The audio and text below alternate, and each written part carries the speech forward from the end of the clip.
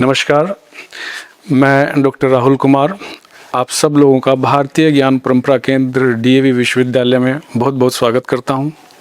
भारतीय ज्ञान परंपरा केंद्र की स्थापना दिनांक 13 अप्रैल 2026 को इस परिसर में की गई। इस केंद्र में अनेकों एक्टिविटीज़ का, अनेकों कार्यक्रमों का आगे संचालन होना है, उसकी रूपरेखा भी तैयार हो चुकी है। इसी संदर्भ में हमारे पास एक विद्वान उपस्थित हैं, वैदिक विद्वान डॉक्टर देव प्रकाश वेदवीथी पथिक, जो आचार्य हैं वेदामृत संस्थान पंचकुला हरियाणा में। वैदिक ज्ञान विज्ञान में वो पारंगत हैं। आइए हम सब मिलकर उनका स्वागत करते हैं हमारे इस डीएवी विश्वविद्यालय के प्रांगण में। ये एक पॉडकास्ट सीरीज़ है जो डीएवी विश्वविद्यालय की होराइजन टॉक्स, इस पॉडकास्ट सीरीज़ के तहत हम ये वार्तालाप कर रहे हैं। आचार्य जी, आपका बहुत बहुत स्वागत है। भारतीय ज्ञान परंपरा, जिस पर यूजीसी भी और हमारा शिक्षा मंत्रालय भी बहुत अधिक महत्व दे रहा है और हमारी पुरानी शिक्षा प्रणाली को रिवाइव करने के लिए, उसका पुनरुत्थान करने के लिए बहुत प्रयास कर रहा है। इसी प्रयास की श्रृंखला में हमने एक भारतीय ज्ञान परंपरा केंद्र का उद्घाटन किया है। संचालन मेरे हाथों में इसकी जिम्मेदारी सौंपी गई है। सबसे पहले मैं आपसे जानना चाहूँगा, आपका दिशा निर्देशन चाहूँगा कि भारतीय ज्ञान परंपरा केंद्र में हम किस तरीके से आगे बढ़ सकते हैं और अपने पुरातन ज्ञान विज्ञान को किस तरीके से हम पुनरुत्थान कर सकते हैं, पुनर्जीवित कर सकते हैं। धन्यवाद।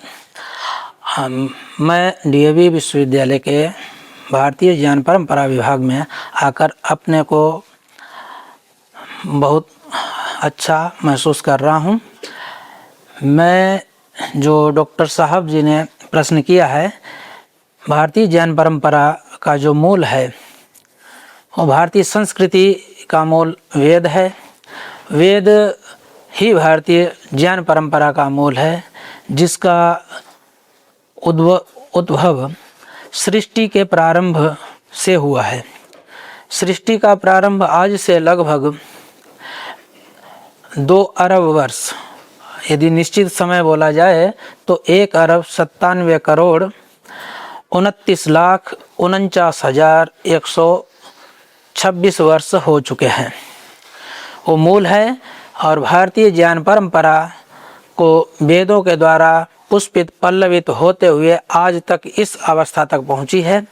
उसी आधार को लेते हुए इस विभाग की स्थापना की गई है, जिसमें कुछ प्राचीन ऋषि मुनियों द्वारा अनुसंधान के योग्य, जो उस समय अनुसंधान किए गए थे, उन विषयों को चित्रों सहित प्रदर्शित किया गया है और भविष्य में उन विषयों को आधार बनाकर आगे की मैं अपेक्षा करता हूँ। अन्वेषण, रिसर्च और उसका नवीनीकरण परिष्कार पूर्वक होता रहेगा।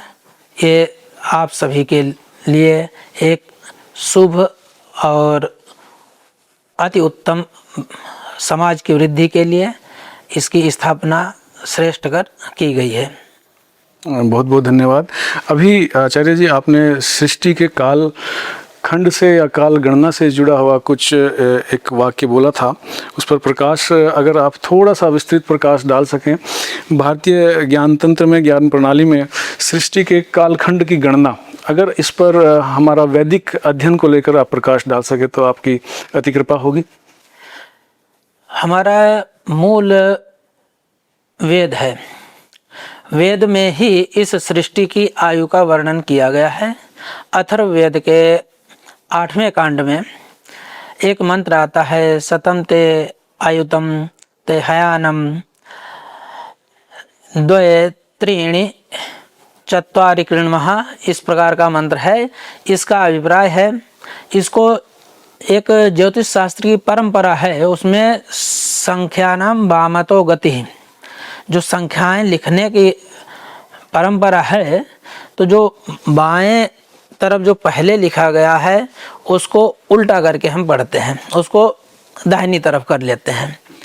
तो जो मंत्र में किया गया है वो 4 अरब 32 करोड़ वर्ष इस सृष्टि की आयु है और इसी को एक ब्रह्म दिन बोला गया है। वो ब्रह्म दिन वहाँ पर ब्रह्म कहा है जीवात्मा को, क्योंकि जीवात्मा का अपना स्वरूप नित्य शुद्ध बुद्ध और मुक्त स्वरूप है, जो उसका स्वाभाविक गुण है। अज्ञान आदि के कारण आवृत्त होकर वो जीव जब जन्म मरण के बंधन में पड़ता है तो उसका स्वाभाविक अवस्था नहीं है। तो स्वाभाविक अवस्था के जीव का जो एक दिन है वो सृष्टि है, जो उसकी आयु है, अर्थात मुक्त अवस्था में उसकी आयु ब्रह्म के या इस प्रकार की सृष्टि के उत्पत्ति प्रलय का 36,000 बार जब तक सृष्टि उत्पन्न और प्रलय हो जाएगी, इतनी अवस्था है। उसको जब हम इस सृष्टि को एक दिन बोलते हैं, उस प्रकार से 30 दिन का, 1 मास, 12 महीने का 1 वर्ष, इस प्रकार के 100 वर्ष, जो 36,000 बार सृष्टि की उत्पत्ति प्रलय होगी, जब उसको हम वर्षों में कन्वर्ट करेंगे तो 100 ब्रह्म के 100 दिन आते हैं, 100 वर्ष आते हैं। उस 100 वर्ष के आधार पर जब हम इसको ब्रह्म बोलते हैं तो जीवात्मा के मुक्ति का काल ही है। अतः हम इसको जीवात्मा के एक दिन कह सकते हैं, जिसको हम ब्रह्म दिन कहते हैं। पूरी सृष्टि की जो प्रचलन है वो जीवात्मा का एक दिन है और प्रलय जीवात्मा की एक रात्रि है। आगे जो सृष्टि विषय है वो गहन है, उसको धीरे धीरे आप लोगों तक पहुंचा देंगे। तो आचार्य जी, आपने ब्रह्म दिन को लेकर जो सृष्टि का कालखंड है या सृष्टि की काल गणना है, उस पर आपने अपना प्रकाश विचार बिंदु रखे हैं। इसमें थोड़ा सा अगर हम आध्यात्म की तरफ जाए तो ब्रह्म का स्वरूप क्या है, अगर इस पर भी हमारे दर्शकों को, हमारे श्रोताओं को अगर आप प्रकाश डाल सकें कि ब्रह्म दिन कालखंड को लेकर वो एक विषय हो सकता है जो हमारे ज्ञान विज्ञान से जुड़ा हुआ, हमारे साइंस या मैथमेटिक्स से जुड़ा हुआ, फिजिक्स से जुड़ा हुआ, लेकिन ब्रह्म का स्वरूप क्या है, अगर इस पर प्रकाश डाल सकें तो। ब्रह्म जिस प्रकार से प्रत्येक शब्द अलग अलग परिवेश में प्रयुक्त होने पर उसके अलग अलग अर्थ होते हैं। मान लीजिए कि मैं इस समय जालंधर में बैठा हूँ, तो यहाँ से दिल्ली पूर्व में है, लेकिन हम दिल्ली में बैठे हैं तो वहाँ से जालंधर पूर्व में या नहीं होगा, वहाँ से पूर्व में कुछ और होगा, तब दिल्ली पश्चिम में आ जाएगी। उसी प्रकार से जो शब्द हैं अलग अलग परिवेश में, अलग अलग प्रकरण में उनके अर्थ बदल जाते हैं। जब हम सृष्टि के प्रकरण में ब्रह्म शब्द लेते हैं तो वहाँ ब्रह्म का अर्थ जीवात्मा है। जब हम अध्यात्म में या अन्यत्र ब्रह्म का अर्थ लेते हैं तो वहाँ उसके कई अर्थ बताए गए हैं। ब्रह्म का यदि यौगिक अर्थ लेते हैं तो विशाल, हर चीज़ से, बल, ज्ञान, कर्म, तीनों से जो बड़ा है उसको ब्रह्म कहते हैं। और मुख्यतः शास्त्रों में ब्रह्म के 3 अर्थ, ब्रह्म का अर्थ ज्ञान, जिसको वेद बोलते हैं, शरीर में वीर्य है, और ज्ञान और ब्रह्मांड में ईश्वर को ब्रह्म कहा गया है। ये मुख्य 3 अर्थ हैं, जिसका हम प्रकरण के अनुसार अलग अलग उसका विवेचन करते हैं। जब हम अध्यात्म से संबंधित होंगे, अध्यात्म का मतलब आत्मानम अधिकृत्य, जब हम अपनी आत्मा की उन्नति के लिए हम किसी की आराधना स्तुति करते हैं तो वहाँ ब्रह्म ईश्वर होगा। जब हम बौद्धिक श्रेष्ठता के लिए जब हम जिसका आश्रय लेते हैं वहाँ ब्रह्म का अर्थ वेद होगा। जहाँ हम शारीरिक उन्नति के लिए ब्रह्म का आश्रय लेते हैं वहाँ ब्रह्म का अर्थ वीर्य होगा। हम इन तीनों की यदि शारीरिक उन्नति के लिए हम जिस ब्रह्म की उपासना करें वो वीर्य है, वीर्य रक्षण इत्यादि ब्रह्म है, तो हम बलिष्ठ होंगे, शरीर से ओजस्वी, तेजस्वी बनेंगे। बौद्धिक रूप से जब तेजस्वी बनने की बात आएगी तो वहाँ ज्ञान अर्थात वेद अर्थ है। हम वेद की शरण में जाएं, वेद को जानें, विचारें और उसका चिंतन मनन करें तो हम बौद्धिक रूप से समृद्ध होंगे।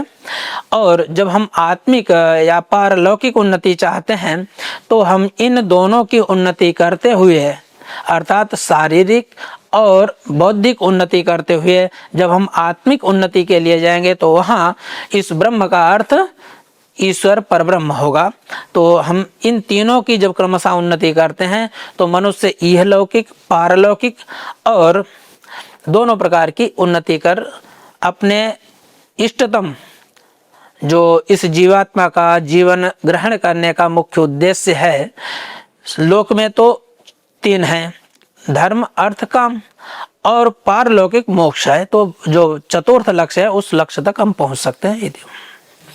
अर्थात आचार्य जी धर्म ब्रह्म की जो व्याख्या है, विवेचना है, वो हमारे शास्त्रों में प्रकरण के अनुसार उसको परिभाषित या उसकी व्याख्या की गई है।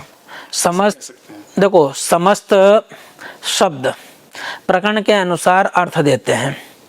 जैसे स्वामी दयानंद जी ने सत्यार्थ प्रकाश की भूमिका में एक उदाहरण दिया है। और शब्द संस्कृत का है सैंधवम आनय। सैंधव के 2 अर्थ होते हैं। यौगिक अर्थ यदि लेंगे तो सिंधु देश से उत्पन्न होने वाला, सिंधु प्रदेश से जो अपनी नदी है सिंधु, इसके आसपास से उत्पन्न होने वाला, अथवा सिंधु समुद्र को बोलते हैं, समुद्र से उत्पन्न होने वाला, तो नमक हो गया एक अर्थ। दूसरा अश्व, सैंधव का अर्थ घोड़े का आता है। अब व्यक्ति को प्रकरण देखना है कि यदि सेवक है वो उसको आदेश दिया है कि सैंधव लेके आओ। यदि भोजन करते समय यदि सेवक घोड़ा को ले आए और यात्रा के समय नमक को ले आए तो यथार्थ अर्थ नहीं होगा। उसी प्रकार हमारे साहित्य में हम बहुत जगह वाल्मीकि रामायण ही उठाकर पढ़ लीजिए, वहाँ एक जिस समय राम का वनवास है उस समय एक प्रकरण आता है जहाँ कथानक ये कहा गया है कि पहले पर्वत उड़ा करते थे। अधिकांश पर्वत का अर्थ क्या है? पहाड़ यही है, लोक में यही सब मानते हैं। जब हम यास्क का निरुक्त देखते हैं, निरुक्त निघंटु कोश है जिसको हम शब्दकोश बोलते हैं, उस शब्दकोश में गिरि का अर्थ, पर्वत का अर्थ मेघ है। मेघ है तो मेघ तब भी उड़ा करते थे, आज भी उड़ते हैं। यदि उस प्रकरण का अर्थ कोशों को या उस शब्द के प्रकरण के अनुसार हम लगाएंगे तो स्वाभाविक है यथार्थ अर्थ को हम पहुंच जाएंगे, प्राप्त होंगे। जी, बहुत अच्छे। आचार्य जी, आपने इस पॉडकास्ट के शुरू में ही भारतीय ज्ञान परंपरा और वैदिक ज्ञान विज्ञान, इनका जो सम्मिश्रण है, या यूं कहे कि आज के संदर्भ में भी जो आधुनिक ज्ञान विज्ञान है उसकी जो जड़ें हैं भारतीय ज्ञान परंपरा में और वैदिक ज्ञान विज्ञान में, चाहे वो कोई भी विषय हो, केमिस्ट्री हो, फिजिक्स हो, हमारा गणित हो, मैथमेटिक्स, या इतिहास हो, राजनीति शास्त्र हो, विधि शास्त्र हो, इस संदर्भ में यदि कुछ आप प्रकाश डाल सकें कि प्रातन काल में भी किस तरीके से हमारा वैदिक ज्ञान विज्ञान और भारतीय ज्ञान परंपरा विकसित हुई, जो आधुनिक संदर्भ में, आधुनिक शिक्षा प्रणाली में भी एकदम सटीक बैठती है और वहाँ से हमें बहुत कुछ सीखने को मिलता है या मिल सकता है। जितने भी वर्तमान में शब्द प्रचलित हैं वस्तुतः वो अधिकांश हमारी संस्कृति से ही लिए गए हैं। जो भारतीय ज्ञान परंपरा के वर्तमान में हम जिसको भूगोल बोलते हैं, वो यथार्थ में बिल्कुल शुद्धतम रूप है संस्कृत का भूगोल। शब्द ही अपने अर्थ को बता देता है। विज्ञान में या जो विधि शास्त्र है, जो राजनीतिक शास्त्र है, तो राजनीति का प्रमुख ग्रंथ वर्तमान में जो उपलब्ध है प्राचीन कौटिल्य अर्थशास्त्र। उस ग्रंथ में कौटिल्य जो चाणक्य लेखक हैं वो प्रारंभ में ही बता देते हैं कि मैंने ये पुरातन बृहस्पति आदि, उष्णा, बृहस्पति इत्यादि आचार्यों के अर्थशास्त्रों को अवलोकन करके इस ग्रंथ का प्रणयन किया। अर्थात चाणक्य को हुए लगभग अभी से 3.5 या 4,000 वर्ष लगभग हुए हैं। उस काल से पूर्व में राजनीति शास्त्र था, जिनके अध्ययन करके चाणक्य ने अपना अर्थशास्त्र दिया। तो वही परंपरा आज भी चली आ रही। उस समय जो आजकल न्यायालयों में न्याय होता है, तो न्याय पर तो हमारे यहाँ गौतम मुनि का न्याय दर्शन है जी। न्याय दर्शन। यदि साइंस की बात करते हैं, साइंस अपने वर्तमान में 3 विभागों में विभक्त है। उसके शाखाएं अनेक हैं, भौतिकी, रसायन और जीव विज्ञान। जीव क्या है कि जो जीव जगत है उसको जानने का साधन है, और उसको जानना किस कारण से है कि हम उससे अपने जीवन में उपयोग कर सकें। तो जीव का हर प्रोडक्ट कितना उपयोगी है, वो किस बेस पर काम करता है, इसमें आप आयुर्वेद के ग्रंथ देख सकते हैं। चरक आदि में हर जीव के क्या उपयोगिताएं हैं, इन चीज़ों का भी वर्णन दिया है। उनका रक्षण संरक्षण किस आधार पर करना है, उसका भी वर्णन दिया है। रसायन के लिए बहुत सारे जो हम प्राचीन इतिहास में देखते हैं, अगस्त्य संहिता है। अगस्त्य संहिता में धातु विज्ञान को लेकर है। एक वर्तमान में पुस्तक उपलब्ध है, शंकराचार्य के गुरु थे गौड़पाद स्वामी, वो उनका ग्रंथ है रस हृदय तंत्र। उसमें रासायन केमिस्ट्री, कौन कौन से पदार्थ मिलकर रासायनिक तत्व उत्पन्न करते हैं, उनसे क्या क्या इफेक्ट होते हैं, उनसे हम स्वास्थ्य या उम्र संबंधी किन किन चीज़ों का प्रयोग कर सकते हैं। एक जो प्रचलन है रामायण के समय रावण के विषय में कि वो अमर था, तो उसने इन्हीं रसायनों से प्रयोग करके अपने शरीर को अमर बनाया था। तो उसका भी कुछ ग्रंथ उपलब्ध होता है, जिसके आधार पर हम विभिन्न औषधियों या वनस्पतियों या पदार्थों से हम रस निकालते हैं। रस अर्क जिसको आजकल बोलते हैं, विभिन्न प्रकार के अर्क जो मार्केट में उपलब्ध होते हैं, वो उस व्यक्ति ने उस समय के लिखे हुए ग्रंथ आज तक उपलब्ध हैं। भौतिक में वनस्पति जगत है, अन्य चीज़ें हैं, तो इसके लिए आयुर्वेद के काफ़ी ग्रंथ हैं। इन चीज़ों में हमारे यदि भारतीय ज्ञान में देखा जाए तो प्रत्येक विषय से रिलेटेड वर्तमान में भी ग्रंथ उपलब्ध हैं। यदि हम इंजीनियरिंग की बात करें तो ज़्यादा पुराना ग्रंथ तो एक मयमतम है, दूसरा विश्वकर्मा प्रकाश है।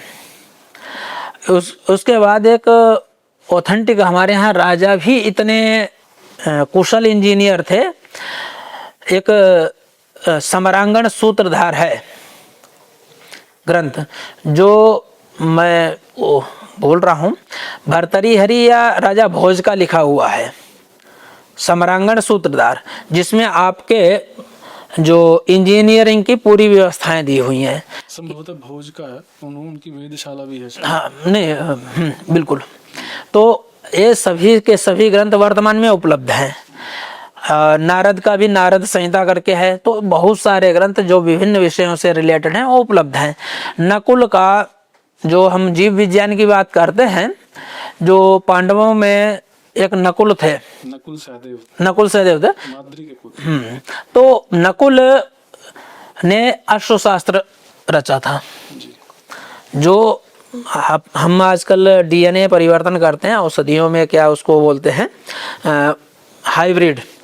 तो पशुओं में वो हाइब्रिड की नॉलेज कि उनके DNA को किस प्रकार से उन्नत किया जाए, वो नकुल के द्वारा अश्वशास्त्र या है शास्त्र बोलते हैं, है अश्व का नाम है, तो उस शास्त्र में उस व्यक्ति ने वर्णन किया था। तो हमारे इस भारतीय ज्ञान परंपरा में ये सारी की सारी चीज़ें आद्य पर्यंत विद्यमान हैं, बशर्ते हमें इस चीज़ को रिसर्च के माध्यम से अग्रिम पंक्ति में लाकर सबके समक्ष उपस्थित करना है। इसी को लक्ष्य में रखते हुए यहाँ DAV संस्थान में भारतीय ज्ञान परंपरा की स्थापना हुई है। आचार्य जी, आपने हमारे लिए समय निकाला और अपने ज्ञान से हमें लाभान्वित किया। आपका मार्गदर्शन और सहयोग आगे भी वांछनीय रहेगा, प्रार्थनीय रहेगा और अपेक्षित रहेगा। इसी इच्छा के साथ, शुभेच्छा के साथ आपका बहुत बहुत धन्यवाद।